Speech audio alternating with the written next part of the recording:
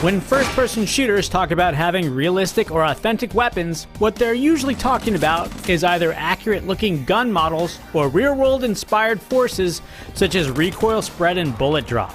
Any hardcore gamer who shot a real firearm knows that video games autopilot most of the details so that players can focus on fun.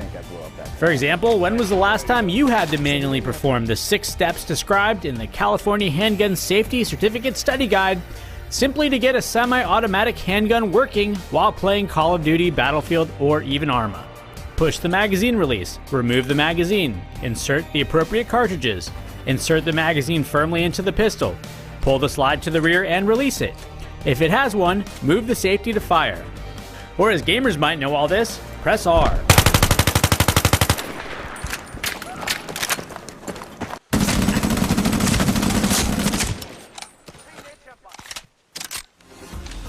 That doesn't even get into more complicated situations, such as which chamber to put a bullet into if you only have one left for your revolver.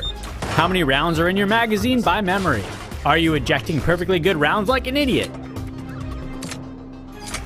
Did you leave your Glock on full auto and waste all of your scavenged ammo? Receiver, a game created for the 7-day FPS challenge, is an indie title that seeks to make gun mechanics a front and center player in their roguelike shooter.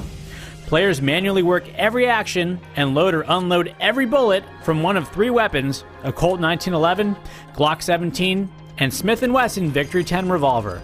Each life, players are dropped into a randomly generated world and asked to search for tapes while scavenging for ammo and try not to get robo-killed.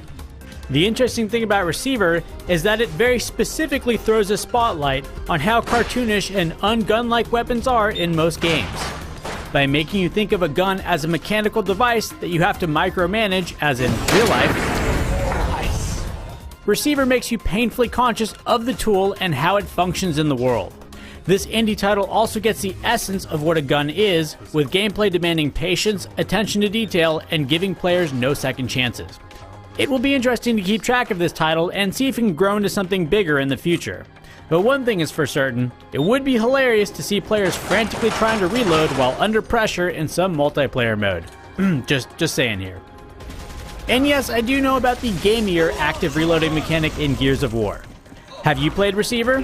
What do you think of the realistic gun mechanics? If not, it's now available on Steam, and you should check it out.